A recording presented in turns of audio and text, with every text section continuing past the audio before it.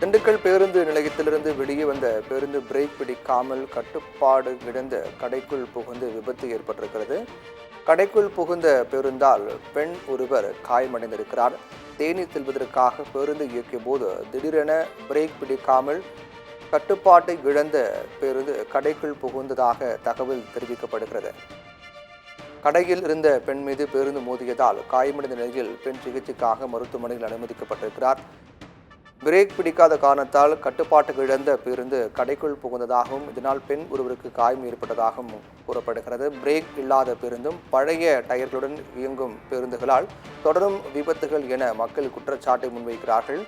தொடர்ச்சியாக அரசு பேருந்துகள் மீது வைக்கப்படக்கூடிய விமர்சனங்கள் என்பது தொடர்கதையாக உள்ளது. குறிப்பாக அரசு பேருந்தில் உள்கட்டமைப்புகள் இருக்கைகள் கிழிந்திருப்பது, அதே போன்று பல்வேறு இடங்களில் தகரங்கள் பாதியாக கிடப்பது, அது ஆபத்து விளைவிக்கக்கூடிய வகையில் உள்கட்டமைப்புகள் இருப்பதாகவும், அதே போன்று பேருந்து பொறுத்தவரையில் மழைக்காலில் பல்வேறு பேருந்துகள் ஒழுவதாகவும் குற்றச்சாட்டுகளால் முன்வைக்கப்பட்டு வருகின்றன.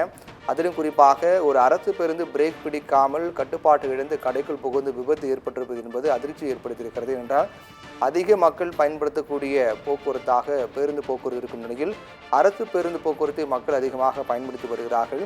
அப்படிப்பட்ட பேருந்தை நம்பி மக்கள் பயணிக்கக்கூடிய நிலையில் இதுபோன்று அஜாக்கிரதையாக பேருந்து பிரேக் பிடிக்காமல் இருப்பது, டயர்கள் அனைத்தும் முழுவதுமாக தேய்ந்த நிலையில் எப்போது பஞ்சராகிவிடும் என்ற அச்சத்தில் பேருந்து ஓட்டுவது போன்ற அஜாக்கிரதையான செயல்கள் என்பது அதிருப்தி ஏற்படுத்தியிருக்கிறது.